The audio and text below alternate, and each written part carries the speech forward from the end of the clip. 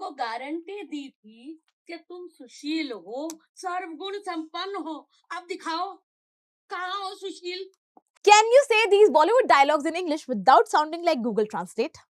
आज की वीडियो में हम सिर्फ डेली कॉन्वर्सेशनल इंग्लिश की प्रैक्टिस नहीं करने वाले हैं, हम सीखने वाले कुछ नई वोकैबुलरी, कुछ natural English expressions and how to use them correctly. So I hope you guys are as excited as I am. So let's get started.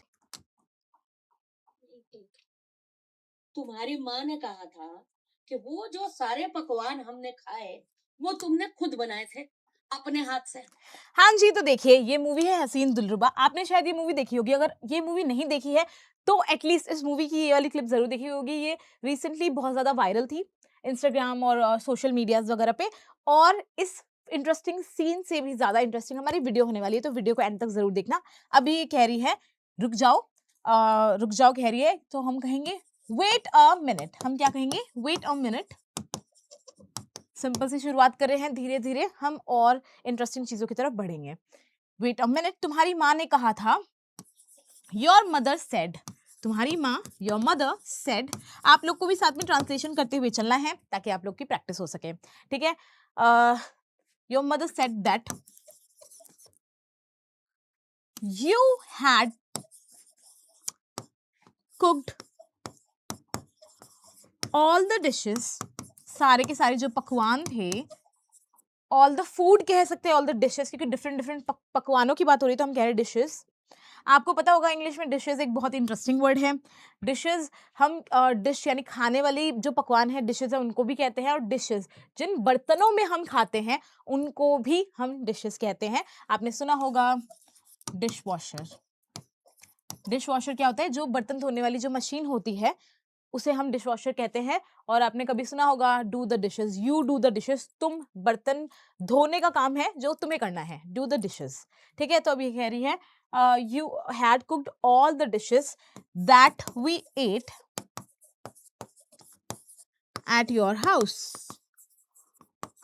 जो भी हमने खाए थे वो सारे तुमने बनाए हैं अपने हाथ से. तो तुमने बनाए हैं अपने हाथ से, अलग से मेंशन करने की जरूरत नहीं है.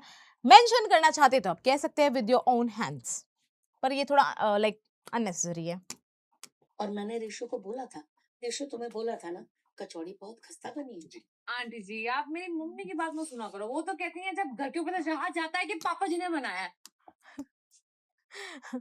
Dialogue of the day. अभी ये कह रही है कि और मैंने ऋषु को बोला था and I hope, I think, I mean not hope, I think आप लोगों ने भी कभी ना कभी ये वाला डायलॉग सुना होगा. लेट्स सी आप कितना अच्छा इसका ट्रांसलेशन कर पाते हैं. अभी कह रही है और मैंने ऋषु को बोला था एंड आई टोल्ड ऋषु. अभी पूछ रही है बोला था ना ऋषु, तुम्हें बोला था ना Rishu. Didn't I, didn't I, I am sorry, didn't I. हमेशा ध्यान रखना है जब भी हम दो वर्ड्स को मर्ज करते हैं तो जो भी वर्ड को हम स्किप करते हैं उसकी जगह अपोस्ट्रोफी लगती है. ठीक है. हमेशा ये चीज ध्यान रखनी. जैसे अभी मैं यहाँ लगा रही थी, इतने में आई रियलाइज की नहीं मैं गलत लिख रही हूँ. तो ये चीज भी ध्यान रखने की एक अच्छा पॉइंट है. अभी कह रही है ऋषु डिडंट आई, क्या मैंने नहीं कहा था. अब देखिए क्योंकि यहाँ पे टोल्ड है, आई डिड टेल यू भी कह सकते थे हम यहाँ पे. ठीक है. जब हमें किसी बात पे एम्फेसाइज बनाना होता है तो हम डिड या डू, जो ये वर्ब्स होती है, हेल्पिंग वर्ब होती है, उनको जान के लिख देते हैं मेन वर्ब के साथ में, तो बात को थोड़ा सा उसका वजन बढ़ाने के लिए.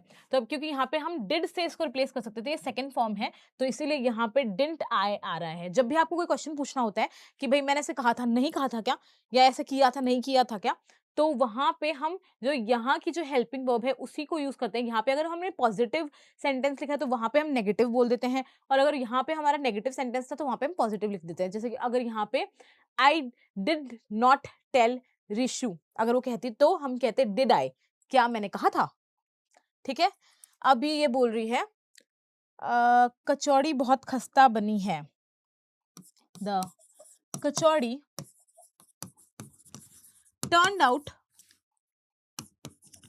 बनी है, टर्न्ड आउट. कोई चीज को जब हम बनाते हैं, बनाने की जो प्रोसेस है जब खत्म होती है और वो जब निकल के आती है उस चीज को हम क्या कहते हैं? Turn out. ठीक है. टर्न आउट वेरी खस्ता, क्रिस्पी. क्रिस्पी, बहुत ही खस्ता बनी है. तो अब ये बोल रही है आंटी जी डोंट बिलीव या कह सकते हैं listen everything my mother says, जो भी सब कहती है हर बात को, भाई आपको नॉट एवरीथिंग, हर बात को आपको विश्वास नहीं करना है।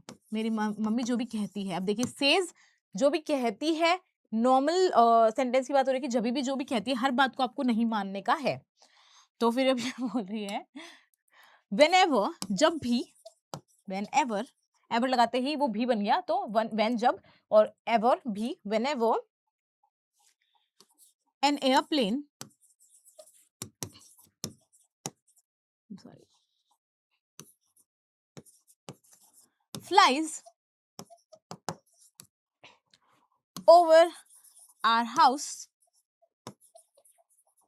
जब भी एक प्लेन हमारे, जहाज का मतलब है ये एयरप्लेन की बात कर रही है, ये कह रही है जब भी ये जहाज जाता है हमारे ऊपर से, घर के ऊपर से, तो over our house she claims that my father built it, मेरे पापा ने वो बनाया है, बिल्ट इट बनाया है, उसे बनाया है। मेड भी कह सकते हैं, बिल्ट यहाँ पे हम इसलिए यूज कर रहे हैं दिखाने के लिए, जब हम किसी चीज को वैसे बनाते हैं प्रॉपर तो उसे बिल्ड करना कहते हैं, तो इसलिए हम कह रहे हैं बिल्ट इट। आप उनको माइंड मत करो, वो उनकी बुरी आदत है, बुरी आदत की वजह से हम गलत बहू घर ले आए। देखो ये कितनी चिल है, इसकी सास ऐसे पलट के बोल रही है कि भाई तुम्हें काम नहीं आता, ये वो, और तुम्हारी मम्मी ने झूठ बोला। तो इतना कैजुअल है, इतना कैजुअल रिस्पॉन्स मैंने तो कभी किसी का नहीं देखा। कह रही आप उनको माइंड मत करो डोंट। अब देखिए जनरली लोग क्या कहते हैं, माइंड मत करो को हम क्या कहते हैं, डोंट माइंड हर कह सकते हैं, पर हम इसे और थोड़ा अच्छा साउंड करवाना चाहते हैं तो हम क्या कहेंगे, डोंट टेक हर उनको seriously, don't take her seriously, उनको माइंड मत करो, don't mind her, don't take her seriously, वो बुरी, उनकी बुरी आदत है। इट इज हर, उनकी बैड हैबिट, बुरी आदत है, ऑफ एग्जैजरेटिंग। एग्जैजरेट करने का मतलब क्या होता है, जब हम किसी चीज को बढ़ा चढ़ा के बोलते हैं, थोड़ा सा लाइक नमक मिर्च लगा के बोलते हैं अपनी, स्पेशली जब तारीफ करते हैं और इस बात को एग्जैजरेट कर देते हैं, तो मतलब बढ़ा देते हैं, तो हम कहते हैं एग्जैजरेट। तो ये कह रही है, ये उनकी आदत है कि वो एग्जैजरेट कर देती है। तो फिर बोल रही है because of her bad habit, sorry, we ended up choosing the wrong DIL, daughter in law, daughter in law, गलत बहू ले आए। या देखिए एक और इंटरेस्टिंग वर्ड है, हम कह सकते हैं we are saddled, we are saddled with you। Saddle का मतलब क्या होता है कि भाई हमें अब तुम्हें झेलना पड़ेगा, किसी चीज का जब आप पे बोझ आ गया, आप पे अननेसेसरी उस इंसान का प्रेशर आ गया, आपको किसी को झेलना पड़ रहा है, किसी सिचुएशन या किसी इंसान को, तो हम कहते हैं सैडल्ड, वी आर सैडल्ड विद यू, भाई हमारे ऊपर तुम्हारा बोझ आ गया है। ये एक नया वर्ड है जो आप याद रख लीजिए, इसका नोट भी बना सकते हैं, इसे नेक्स्ट टाइम आपको यूज करना है ताकि आपके धीरे धीरे ये एक हैबिट में बन जाए, आपकी डेली वोकैबुलरी में शामिल हो जाए। उनको गारंटी दी थी कि तुम सुशील हो, सर्वगुण संपन्न हो, अब दिखाओ कहाँ हो सुशील। बेचारी कुछ ज्यादा ही धापी हुई बैठी है, परेशान है, कह रही है हमको गारंटी दी गई थी।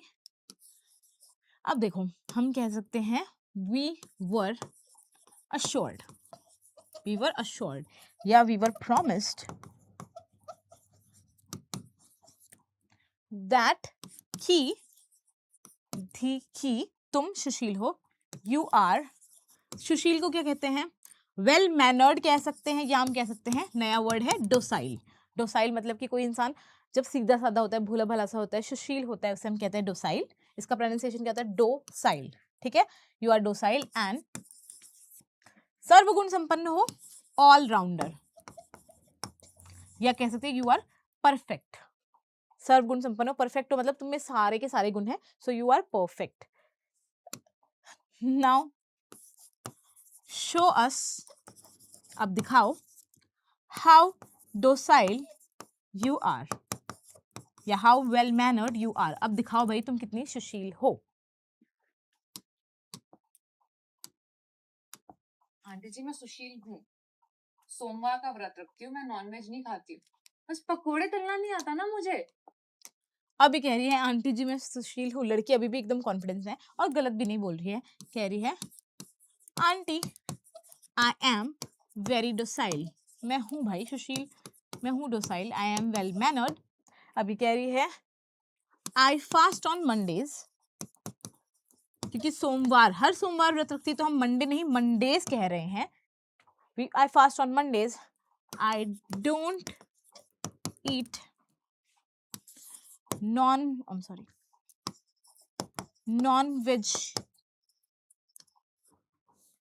Vegetarian food. ठीक है, I don't eat non vegetarian food. बस पकौड़े तलना नहीं आता मुझे। इट्स जस्ट दैट, बस इतनी सी बात है। इट्स जस्ट दैट, जब हम कहते हैं इतनी सी बात है, it's just that I don't know how to make.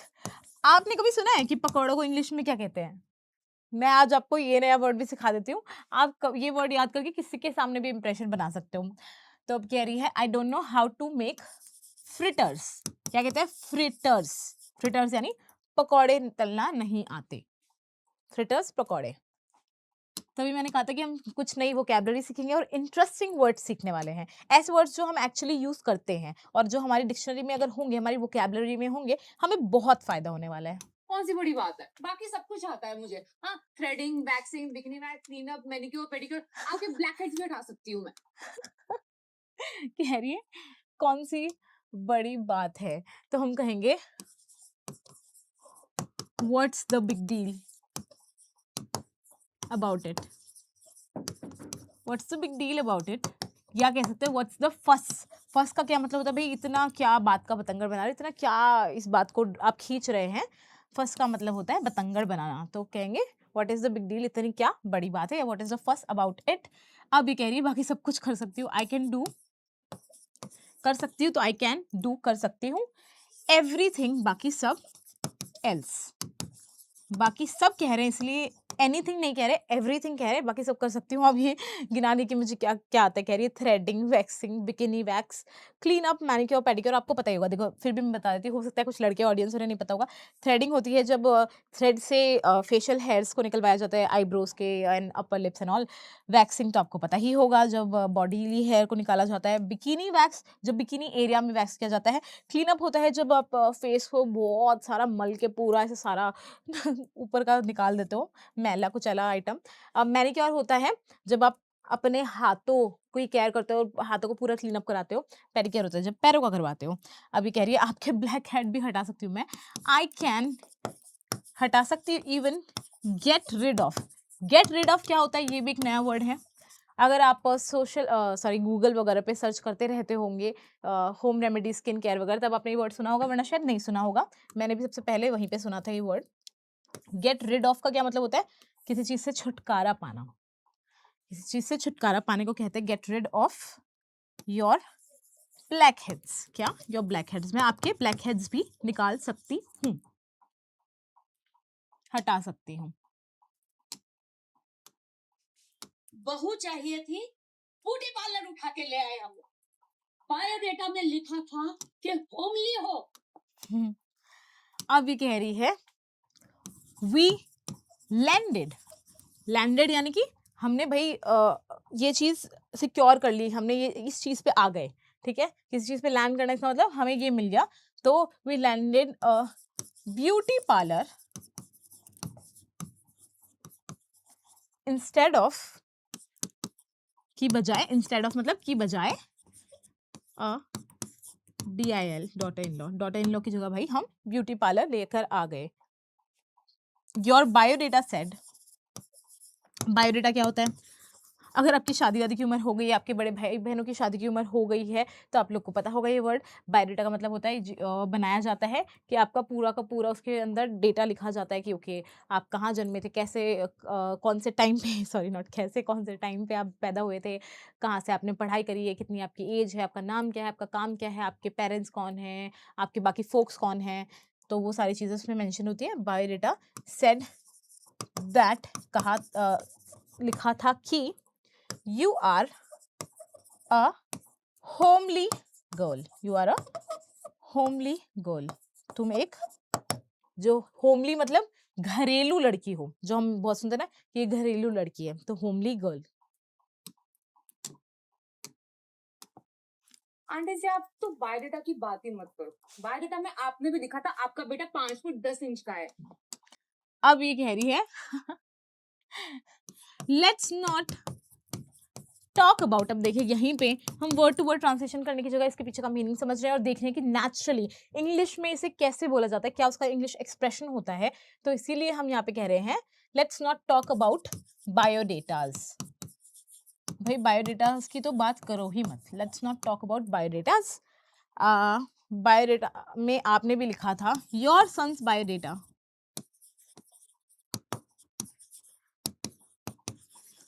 said that he is 5.10, he is 5.10। जब हम ऐसे लिखते हैं तो हम इसी तरह से लिखते हैं 5 फुट 10 इंच, ठीक है।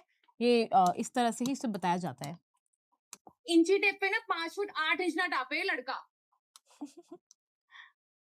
हम बेचारे के ये कह रहे हैं कि मुझे क्यों लपेट लिया, मुझे क्यों धो दिया, तो कह रहे हैं if measured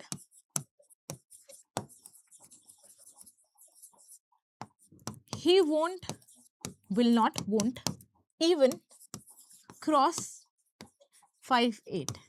ये भाई 5'8 भी नहीं टाप पाएगा, क्रॉस नहीं कर पाएगा, यानी उससे भी ऊपर नहीं जा पाएगा, 5'8 तक ही कहीं रह जाएगा। So we are almost at the end of the video. आपको ये वीडियो कैसी लगी, इसका फीडबैक आपको हमें जरूर देना है। अगर वीडियो अच्छी लगी, इससे कुछ अच्छा सीख पाए, तो वीडियो को लाइक कर दीजिए और चैनल को अगर अभी तक भी सब्सक्राइब नहीं किया है तो फटाफट से इसी तरह की और इंटरेस्टिंग वीडियोस के लिए सब्सक्राइब कर दीजिए। हम आपको मिलते हैं नेक्स्ट सेशन में, तब तक के लिए goodbye and thank you.